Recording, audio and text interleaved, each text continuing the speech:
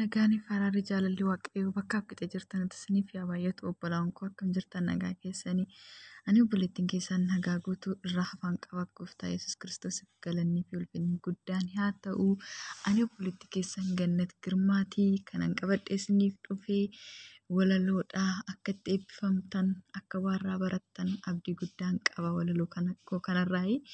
Akkasuma obbolaawwan koo saba waldaa eegumsaa keessatti kan tajaajiltanii tajaajilamtan eebbifamaa gooftaan baraaf jireenya keessan haa eebbisu fayyaa nagaa guutuunaaf qabaadhaan siniin jedha. Akkasuma obbolaawwan karaa YouTube waldaa eegumsaatiin daawwachaa jirtan ergaa darbuu walaloo darbuu faarfannaa darbuu dhaggeeffachaa itti eebbifamtaa jirtan eebbifamaa gooftaan sinaa eebbisu. Akkasuma warri haaraa taatan kun oduu gammachiisaadha. YouTube waldaa eegumsaa like, subscribe, share gochuudhaan nu bukkee dhaabadhaa wal jajjabeessuun amaleeffannaa keenya yaa ta'uun siniin jedha. Eebbifamaa kaa obbolaawwan koo baay'een sin jaaladhaa baay'een sin kabajaa akka hin daganne YouTube waldaa eegumsaa like, share gochuudhaan subscribe gochuudhaan nu bukkee dhaabadhaan siniin jedha. Waldaan eegumsaa dhaloota furmaataadha dhaloota eegumsaadha akkuma maqaasaa. Wanta gurguddaatu keessatti hojjetamaa jira. Gooftaan immoo isaan haa eebbisu. Jabaadhaa warri achi keessa jirtanis jabaadhaan siniin jedha. Gooftaan bara keessan haa eebbisu. Ani kallattumaan gara walaloo kootittiin darbaa. Walaloon koo jireenyichi ofumaa jireenya jedha. Dhuguma Yesuus Kiristoos nuuf jireenya keenyadha. Nuuf waan hunda keenyadha. Jireenyichi dhugumaan jireenyadha. Macaafa qulqulluu keessa Efesiyoon boqonnaa 2:13-17 dhaqxanii gaafa dubbifattanii waa'ee jireenyichaa sirriitti ni dubbata. Akkasii isa kana dubbifadhaan siniin jedha. Eebbifamaa gooftaan sinaa eebbisu. Maqaa gooftaa Yesuus Kiristoosiin nan dubbisa. Jireenyichi ofumaa jireenya. Gaafan taa'ee yaadu isa duriif isa qaataa. Kanan dubbachuu barbaadu sammuun koo yaadannoo baata. Dur jireenya natti fakkaatee adeemsi eegumsaan alaa gaafii tokko malee ofiin baheen ofiin gala. Dhufaatiin koo hin yaadamne irraa fagoon ture inni garuu ana jireenyi jedhee cubbuu kootti na fure. Waan darbamuun turre jireenyi bara sanaa kan gooftaan jaalate keessaa tokko ana. Amma kufti amma cabdi adeemuu hin dandeessu.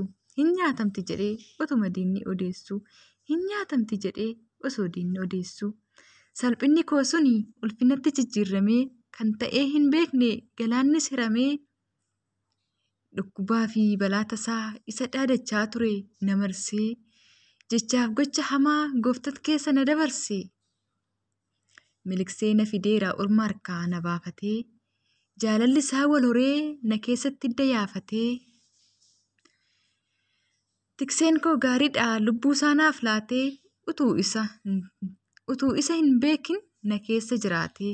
Utuu isa hin beekin na keessa jiraatee.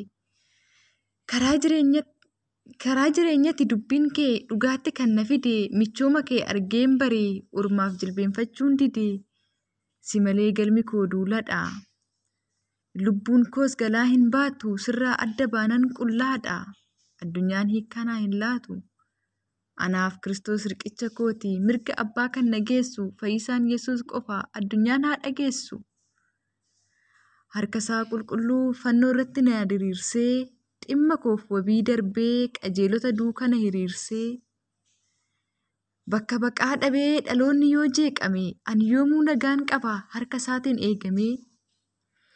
Isatti amanuu koon jireenyi koo argateera ifaa kan dur boca hin qabne namummaan koo godhateera bifaa. Rakkinaaf dhiphina koo hedduu na dagachiisee hafuura qulqulluudhaan lammaffaa na dhalachiisee. Ergan olii dhaladhee argadheera jireenya haaraa Kiristoositti nan baasu adeemsi dachaaf gaaraa.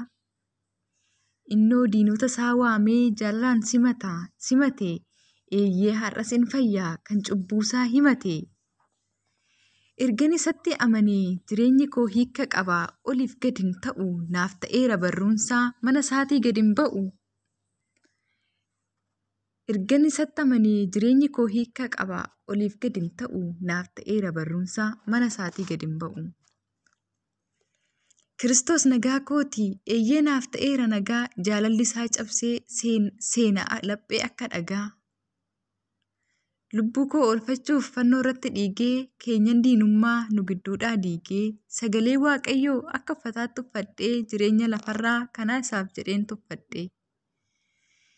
Isa daangaan qabne nama dhaaseera eebba lakkuu kaleessa ergan darbee isa boriifis hin shakku.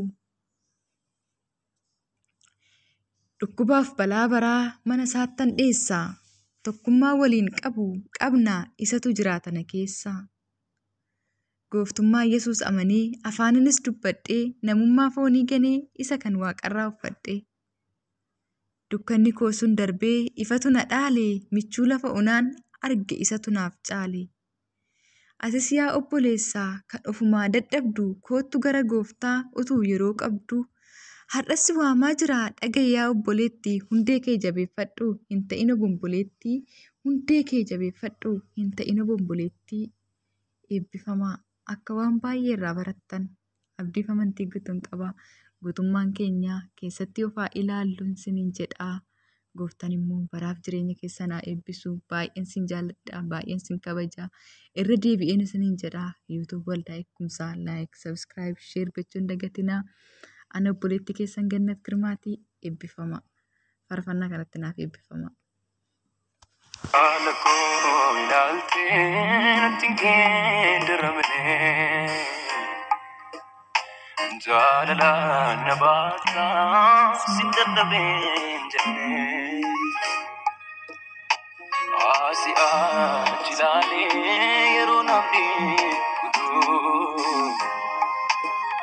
abdii jigaa dhaabdee jira jettaan situ. Eenyuudhani wal si fakkeessaree eenyuudhani wal bukkeessi qabaa jiraachuu koo dafqa dhiigaa buustee situ qabsaa'ee naaf wal'aansoo jabaa. Eenyuudhani wal si fakkeessaree eenyuudhani wal bukkeessi qabaa. Jiraachuu koo dafqa dhiigaa buustee situ qabsaa'ee naaf wal'aansoo jabaa.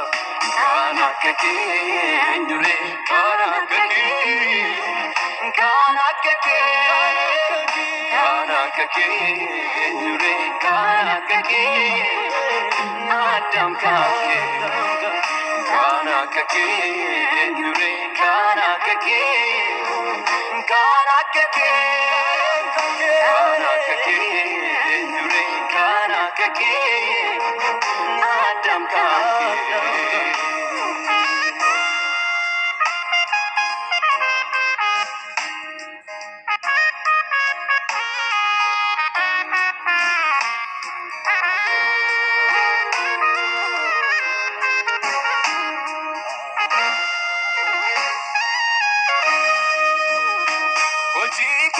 Sadap male, nama aramiti, halalas nafiti, dan tako basti gati, aki ke nafenyure, kangaran nafukubo, ke kanani onabe, simfida jechayapo.